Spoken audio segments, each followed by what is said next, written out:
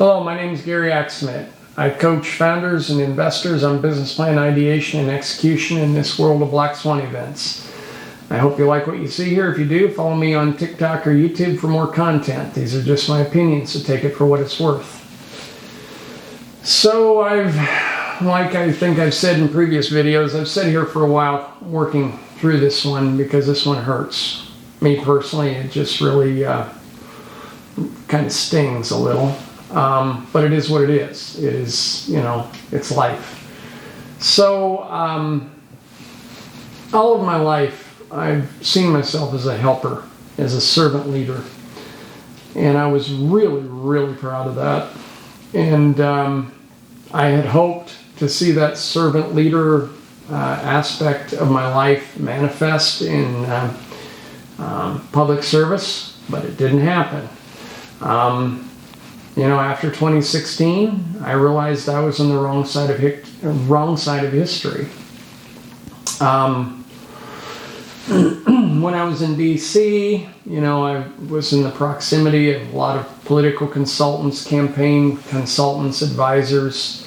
And I remember one night I went to have drinks with a friend of mine who was a political consultant, and he brought up my political aspirations, and I said, I'd like to run for political office. Now, ironically, this was after 2016, which, to be perfectly frank, I was living a double life. On the outside, I was still perpetuating all of the things in my head from my nostalgic mindset and a flawed self-concept and fucked up role models. I was still projecting all of that on the outside, and on the inside I was looking at it and going, why would I want to be a politician? But he said something interesting. He says, he goes, Washington, D.C. doesn't need any more political entrepreneurs. And I remember how that whacked me across the face and really made me think.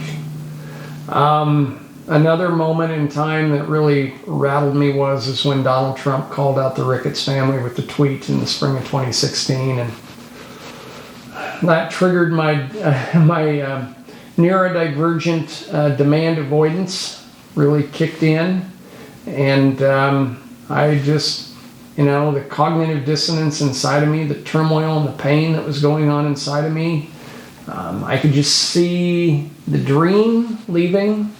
As I slowly realized I was on the wrong side of history, that the Dixiecrats had won, and I wasn't going to run as a Dixiecrat, so I'm out. You win. That was a line in the sand for my principles. I won't play that game. I'm sorry. I just won't. I won't play race baiting and all of that shit just to get elected. And sadly, within that cognitive dissonance came a lot of that dark foreboding feeling, that ominous feeling that something wasn't right in the world and that this was going to end terribly.